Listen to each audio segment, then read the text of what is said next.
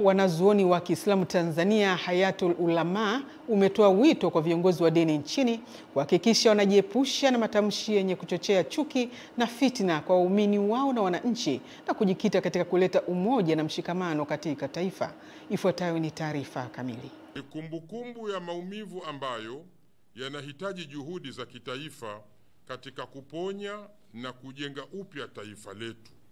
Akizungumza na waandishi wa habari jijini Dar es Salaam, Rais wa Umoja wa Wanazuoni wa Kiislamu Tanzania Hayat Ulama Sheikh Abdallah Saleh Ndauga amesema kauli za viongozi wa dini zikitolewa kwa nia njema zinaweza kutuliza na kuleta matumaini kwa waumini na wananchi wote. Tuna wajibu wa kujenga utamaduni wa kuzuia chuki, ghasia na maovu kabla hayajachipua kwa kuhimiza mazungumzo, maridhiano, hekima, busara na ustaarabu katika kushughulikia tofauti zetu, na katu tusiwe sehemu au washiriki wa kuchochea vurugu na umwagaji damu nchini.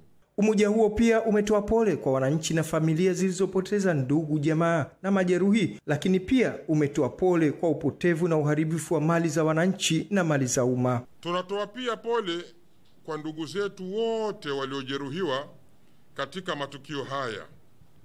Majeraha yao ya mwili na ya nafsi ni kumbukumbu ya maumivu ambayo yanahitaji uponyaji wa kitaifa, huruma na juhudi za pamoja kurejesha tumaini katika jamii. Hali kadhalika, tunatoa pole za dhati kwa ndugu zetu ambao mali zao zimechomwa moto, kuharibiwa au kuibiwa wakati wa matukio haya ya ghasia.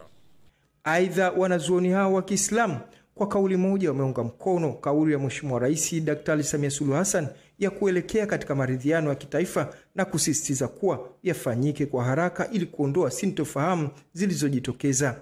Kuunda tume maalumu ya uchunguzi kwa lengo la kuchunguza kwa kina mazingira yaliyopelekea sintofahamu na malalamiko na kuhakikisha ukweli, uwazi na haki vinapatikana bila upendeleo.